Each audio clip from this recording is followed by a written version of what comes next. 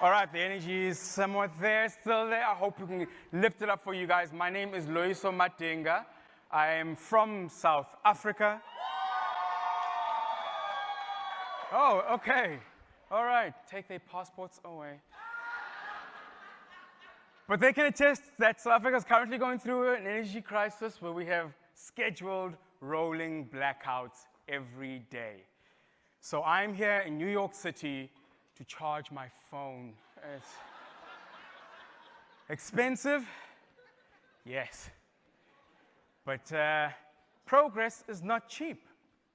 Which brings me nicely to our theme for today, which is, it's all about the Benjamins. It's all about the money, baby. And we're halfway through to 2030, and we're only on track to 15% of our goals. If we've all been saving for a rainy day, it's safe to say, as the kids would say, it is raining, raining. And not in a hip-hop video kind of way. And right now, we need to be spending the money right now. If we don't, by 2030, there will be 575 million people still living in poverty.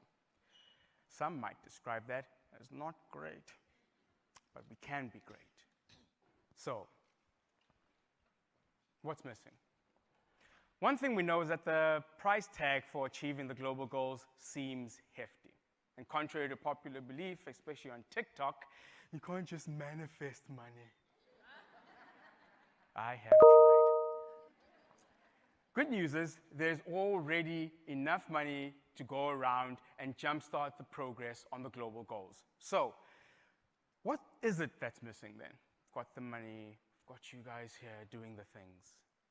We need more courageous leadership across the public, private, and philanthropic sectors who are sitting on all the cash, all Scrooge McDuckly.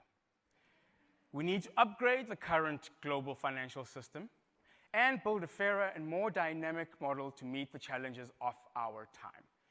Plebs like myself can also get involved by reducing our consumption of Evo toast sandwiches.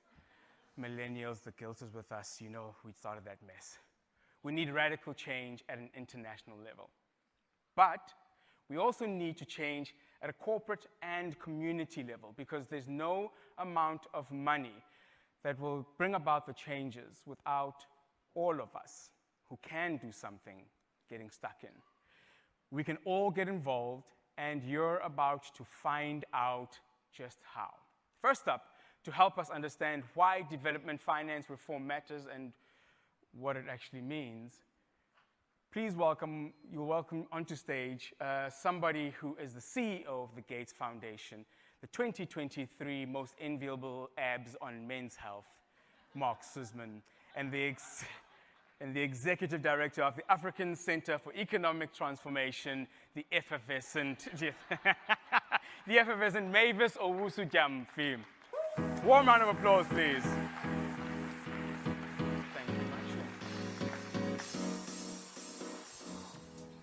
Thank you for joining me and making me look important. We've heard a lot today, and I think an important quote that was said was by the President of Kenya, President Ruto, who said, we need to rethink the whole architecture of financing. And I'll start with you, Mark, with why is that important? Well, I actually have two even better quotes from this morning's sessions, which I hope you got. One was from Yetunde, who said, money saves lives. And the other was Carly, who said, money is power. And the two together, that's what we need. We need money that is spent on exactly what we've been hearing this morning, and we'll hear a little bit later on this afternoon, about the tools and interventions that do that most fundamental thing: help save mothers and children's lives who otherwise would die of completely preventable causes. And the current financial architecture, which is a big, ugly term which makes you think of substructures, is actually just as simple as, should the world be putting money where it matters most? And where it matters most is saving human lives. And currently, as you've heard, particularly because of the COVID crisis, but through a lot of other challenges, we are not as a world, putting our money where our mouth is. Our mouth has said the SDGs are a core set of commitments by every global leader to every single citizen on the planet, and we're not paying up, and we need the financial system and the financial architecture, which is the big banks, the big agencies, to step up. Well, yeah. 3 people like that. It's one more than like my abs.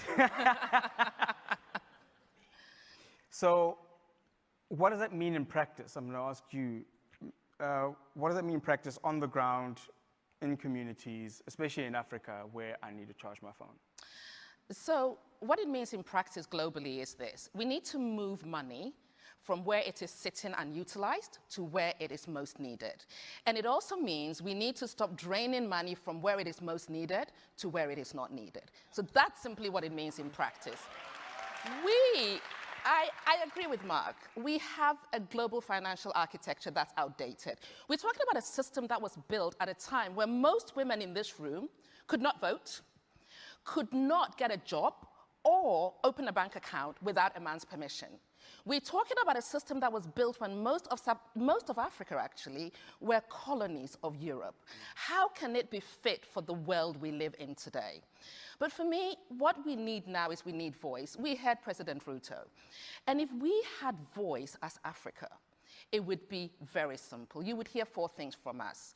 We need more concessional finance. Not go to the G20 and say we need more concessional finance, but nobody actually commits the additional finance. We need a debt framework that is fair, one in which interest rates are fair, one in which we can restructure when we need, and one where, when an existential crisis happens, we can actually pause our payments. Thirdly, we need richer countries to release assets they are sitting on and not utilizing it, and pass it preferably through the African Development Bank. Whoop, whoop. And finally, look, we are not a problem to be solved as Africa. We are part of today's solution. So, get us in that green room, let's talk, let's agree the solutions together, and we will ensure we are leaving a better world for our children. You don't, we will be a problem. Simple as that. Excellent. I'm glad you gave that answer with that passion. Mark, I'm going to ask you now, what does it mean for us goalkeepers, and how can this community get involved in making this, what seems to be very far away change, actually happen? Well, first and foremost is use your voice and in every possible way to call out the fundamental injustice and unfairness of the current system. What you heard from President Ruto, what Mavis just talked about, this is not just an Africa issue, even if many of the problems are most acute in Africa. This is across large parts of Asia, Latin America, other parts of the world. We have well over 50 countries paying more in debt service than they do in health. You simply cannot achieve the health outcomes. You can't save those 800 preventable maternal child deaths a day. You can't save the thousands of preventable child deaths if you aren't allocating into those core investments in human development, health and education. So if you have a structure and you need advocacy campaigns, we've seen that happen in the past before with what was the Jubilee program, but we need to combine that with a very 21st century approach to the SDGs, which says the countries need to be in the driver's seat. It is the countries accountable to their own citizens for these SDG implementations. So it's also holding the leaders of the countries, President Ruto and others, accountable. He has made a set of commitments.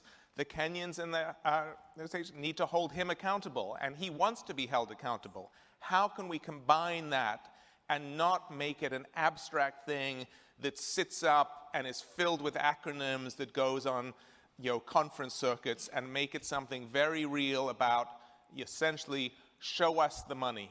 Mm. That's exactly what it is. It shows the money, and I guess we all kind of know that.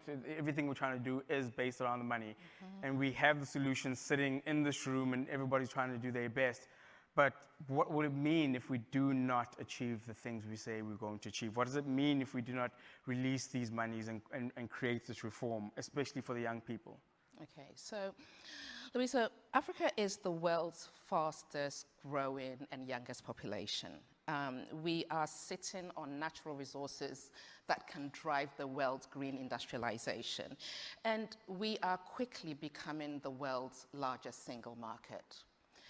We can either harness these opportunities or we can imagine this world. A world in which the military coups we are seeing now and the conflicts are no longer the odd issue, but the norm. We can imagine a world where young people are fleeing the continent and taking dangerous journeys to get to economic opportunities. We can imagine a world where, as Melinda said earlier on, women and children are dying from preventable causes. We can imagine a world where there are a lot more women and children dying from preventable causes.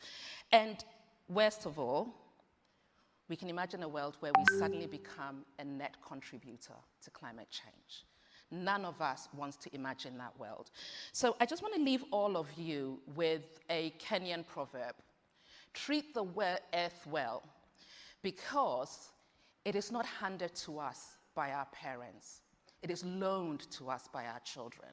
So unless we all work together, and young people today hold us to account for ensuring we are giving them a better world, but most importantly, a world that they can ensure they are holding safely for our grandchildren, we are in trouble. So I personally want to imagine the first world, the brilliant world of Africa at the heart of a global phenomenon, rather than the other one. That's very true, yeah.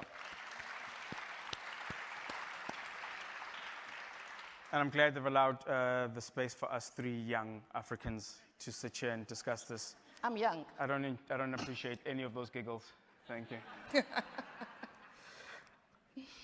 And as Africans, how are you guys feeling about the future? How are you feeling about where we are with the SDGs and our possibilities of actually achieving it by 2030? I'll start with you, Mark. Okay. First, I'm angry. I'm angry that we are at the SDG halftime and we haven't stepped up, and at the time that so many countries in Africa and across the world faced unprecedented difficulties during COVID, the rich world, by and large, spent trillions of dollars on their own economic resilience. We haven't seen the resources, the focus, the action back on the SDGs. That's why we see this as a refocus and sign-up moment. It is about accountability, commitment. It is hopefully, and certainly I've left this morning already, much more inspired and excited to action. And Goalkeepers is all about possibility. For what we're outlining today is not pie in the sky. It's very concrete, implementable actions. They're low cost, they save lives, they can be rolled out today, tomorrow, next week, next month. We've got key events coming up. We've got lots of good rhetorical commitments. The UN is very good with words. The G20 is good with words. We have some big meetings coming up. World Bank, IMF meetings. We have the COP climate talks at UAE at the end of the year. Those need to be meetings where those words shift. You see them turned into that money. That money is turned into the implementation, whether it's food security, climate adaptation, health, it saves lives. And that actually makes me optimistic because the data shows, yes, we're behind. It's a tough halftime, but we can absolutely meet those goals by 2030 if we take that action now. Excellent.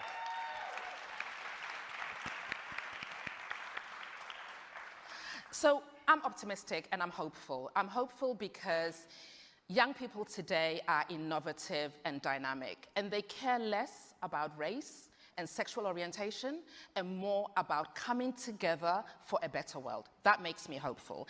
I'm hopeful because we've done it before. We did it with HIV/AIDS. We did it with the last debt crisis. We did it with the MDGs. And then those were existential crises, but we did it. And that tells me that as a people, we make our biggest gains in our lowest moments. So I am hopeful that we will make our biggest gains. And finally, I'm hopeful because our voice is being heard. The African Union is a member of the G21, not G20, G21. And the World Bank is doing excellent work to leverage additional resources so that their money can go further. It's a start. We're being heard. Well, thank you very much. Yeah. Thank you for being part of this. Really appreciate it. Thank you so much. Thank you.